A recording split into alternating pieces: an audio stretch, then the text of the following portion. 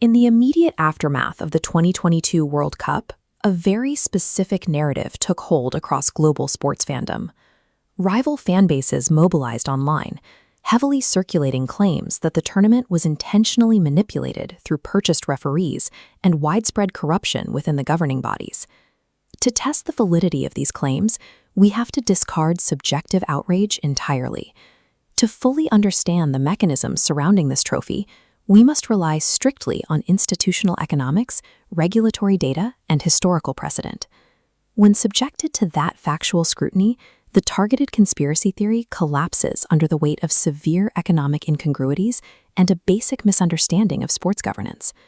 If an organizing body is going to execute a globally coordinated scheme to maximize illicit profit, basic economic logic dictates they will favor the entity with the highest financial capital. We can measure the actual financial health of the demographic in question. Argentina's domestic football economy is heavily fractured. Prominent clubs like San Lorenzo have routinely operated with severe deficits, frequently failing to pay basic player wages for months at a time. Contrast that reality with the commercial infrastructure of rival nations like Brazil, which possess significantly deeper financial reserves, healthier domestic markets, and greater spending power. The theory often centers on the supposed commercial necessity of elevating one specific athlete.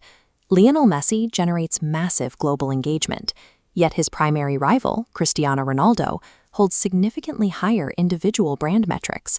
He commands a larger global subscriber base, higher direct social media reach, and greater digital sponsorship leverage.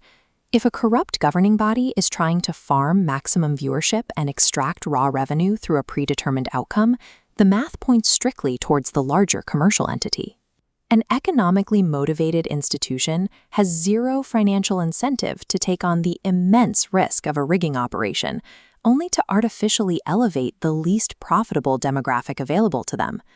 This brings us to a secondary argument, the idea that organizers actively manipulate knockout brackets to ensure major nations reach the final, supposedly to secure better television ratings.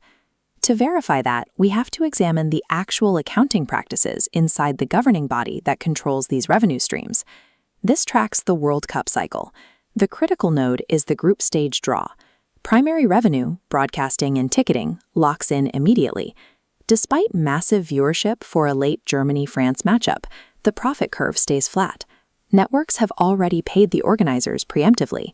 Because the total yield is secured preemptively, the governing body's balance sheet remains unaffected by which specific nations advance. Mid-tournament match fixing offers no tangible financial upside. Even the granular complaints about specific on-field decisions often stem from a misinterpretation of basic football mechanics, such as the proper application of the advantage rule during active counterattacks. What actually drives these theories is confirmation bias. Fandoms isolate recent anomalies that hurt their preferred team, while systematically ignoring decades of historical baseline noise.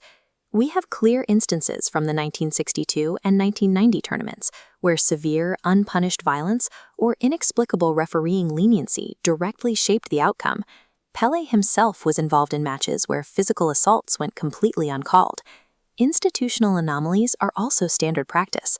During the 2013 Ballon d'Or, the voting period was inexplicably extended at the last minute, directly altering the final result. We can track this exact same systemic failure in modern club competitions. The 2018 UEFA Champions League final featured one of the highest-profile disciplinary failures in recent history. Sergio Ramos executed a severe physical challenge that resulted in a major injury, yet received no red card and no foul. Today, fan bases manufacture outrage over minor, unintentional contact while ignoring massive historical lapses like this.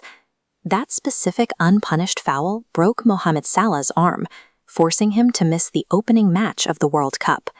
There is also a stark double standard regarding referee abuse. When Gianluigi Buffon was red-carded in 2018 for aggressively confronting a referee in the final minutes against Real Madrid, rival fans praised the official for his strict neutrality. This digital outrage does not happen in a vacuum. There is a direct financial incentive to manufacturing this friction. Many of the social media accounts driving these specific conspiracy theories are heavily funded by crypto gambling sponsorships, like RainBet, which profit directly from farming engagement. Fandoms label refereeing errors as a sign of institutional integrity when the call favors their side, and targeted corruption when it favors a rival. The outrage is anchored entirely in psychological bias, not objective reality. Let's step back from the ledgers and the data. The actual tournament revenue structures, the strict economic logic of global sports, and the historical reality of systemic referee errors all dismantle the architecture of a targeted conspiracy. The factual reality is much simpler. Sports institutions are highly imperfect. Referees make real-time human errors under massive pressure, and cognitive bias forces rival fanbases to view those standard errors as intentional malice. Hyper-analyzing every frame of a television broadcast to uncover a grand institutional plot is a complete misallocation of human energy.